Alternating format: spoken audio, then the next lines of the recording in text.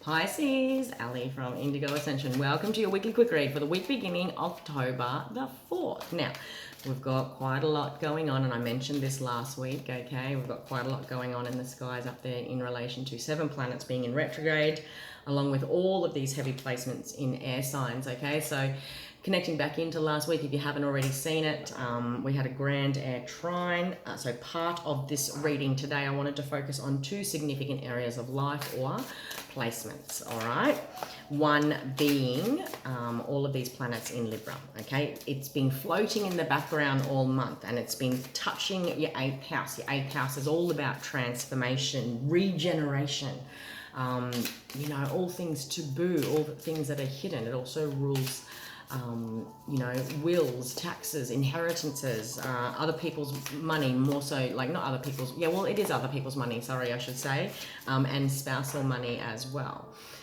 All of these things have been connecting and splashing around in the background for you, perhaps in one way or another, and every Pisces is going to tell a different story. The other energy I wanted to focus this week's quick reads on is this new moon in Scorpio, which is lighting up your 9th house, my friend. Now, I want you to rewind the clock back to a couple of weeks ago when we had Venus moving into Scorpio. It's 2 weeks ago. You know, with Venus moving into Scorpio, it was lighting up your 9th house. The 9th house rules all things higher learning, wisdom classrooms, learning something new, or at least a choice to learn something new. Practically speaking, we could be enrolling in courses and diplomas, you know, bachelor degrees, whatever the case may be. The 9th house takes us on that journey to the inner sage. You know, there was a wisdom classroom here activating for you guys in many ways. There's a new moon here again this week in this part of your life, and it's sort of highlighting this desire to really turn over a leaf and choose to actively implement the wisdom that all that you have learned. All right, and this story might be bigger than just the last 2 weeks. It could be something much bigger, especially when I'm talking about working between 8th house and 9th house energies all month. You know, there's been this push-pull to really regenerate self and integrate deeper wisdoms and learnings, all right? So not necessarily an easy transit to master, to walk the line on, and many Pisceans will have had their own unique stories about what that might have meant for you guys in the last month.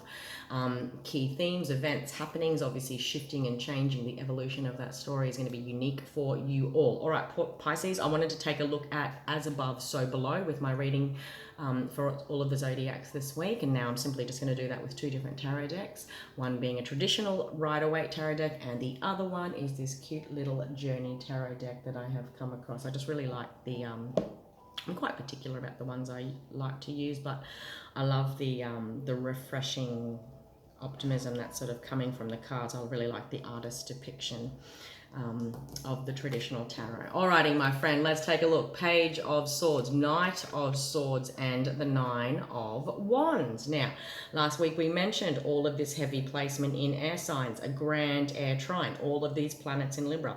There's been, for the collective, it's about getting up there in the mind. We were all in our heads, and like you've got 2 sword signs here, okay? Page of Swords, communication that desires to happen but that isn't happening, or watching and waiting. I've even called it the Stalker card. It's known quite widely as the Stalker card. And then all systems go, very fast moving energy thanks to the Knight of Swords. So take it however it resonates. Maybe you're experiencing this up here in the mind. Maybe you're experiencing this through events around you. Very fast moving mental energy, okay? We're definitely just dealing with perception, beliefs, thoughts here. There's no presence of heart. And in some ways, for many Pisceans, there was a very much a holding back. Maybe you felt on some level during this journey, during the story, you had to hold back. Maybe shifts and changes that felt too fast coming at you, if you like, was holding you back in some way. Now, as above, so below. Like I said, did I say it?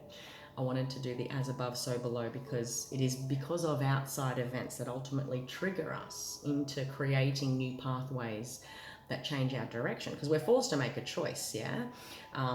That thus lead us into ourself. It's all great and all for me to sit here and go, retrogrades are great, powerful tools for the journey into self and really master self and go on this soul journey. But, you know, 100 times it's going to be about how that was triggered by something outside of self. So that's why we work with the mirror. And it happens in our relationships, it happens in our life circumstances, alrighty? But internally for you, Pisces, in many ways, I've got the Seven of Swords, the Seven of Pentacles, and the Emperor. There's something spiritual here that wants to be integrated in very practical ways when it comes to my thoughts and beliefs, all right? And how I feel about being the emperor of my own kingdom is a very, and like, I love this, look at this. Look at the artist's interpretation. There's something very genteel about him. He doesn't have a traditional emperor edge about him. That's just my personal intuitive interpretation. See, he almost looks like a hermit here in many ways. He's about to embark on a journey, or has he just come back from something and has learnt quite a lot, and he's really looking at his place in the world and his world in a whole new way, his reality in a whole new way. Maybe Aries season this year, maybe an Aries is significant. So rewind the clock back to March equinox, okay? How a momentum was building in one way or another and took you on a trajectory to where you are today, okay?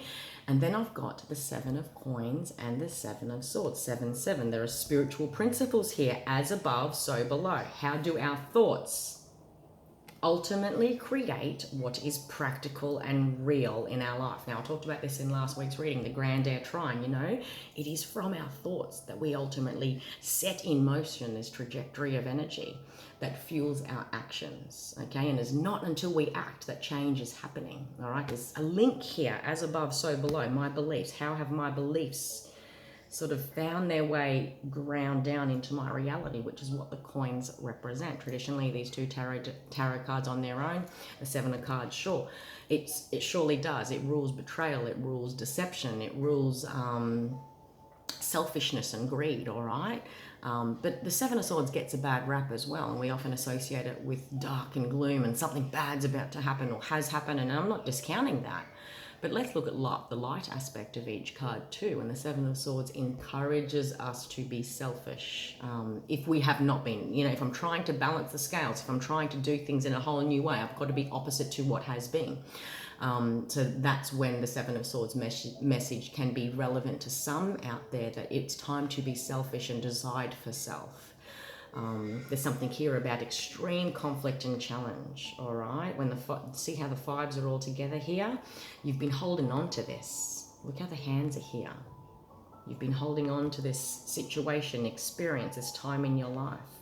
And the Two of Swords, traditionally represents how we're sort of at an impasse, but that energy, like you're not at an impasse. So is there something here that you are still holding on to that ultimately affects your physical reality is the other thing I wanted to mention for some Pisces. Now, the Seven of Pentacles is a beautiful time, if I'm just looking at the symbolism of this card, a beautiful time to take stock, crunch numbers, dot my I's and cross my T's, and I might be surprised at how much better off I actually am than perhaps I deceive myself into thinking I was not. That's something for some of you out there. All right, but when I'm really looking, sorry Pisces, I've just lost track because I was interrupted. When I'm really looking at the balance of the value of these two, okay, that's the first thing that really popped up to me is this is my headspace, my thoughts, the mental realms, okay? This is the physical aspect and reality of life, okay? My thoughts ultimately create things, in the words of Mike Dooley. My thoughts ultimately create shifts in my environment. So what is it that you are still holding on to that perhaps can be re-looked at or let go? Again, all month you've been working with 8th house, deep transformation energy. There's, the universe is perhaps placing these stars upon your path and asking, are you ready to deeply transform? These situations are happening in order to deeply transform us. There's something to be learned here when I'm working with 9th house energy. No easy feat at all, my dear. But by all means, there's been a journey here, and it is wisdom that will shape your path forward. More importantly, it is wisdom that you will take with you to create a newfound kingdom is what I do want to say when the Emperor card shows up there. That was your quick read. I've got a little one in the background almost about to interrupt this reading. I'm going to take it. I'll leave it at that. All right, Pisces, that was your quick read for the week of October the 4th. If you would like to book a personal reading, I have relaunched personal sessions. You'll see that in the bio link above. Until next week, my friend, have an empowered week and take care.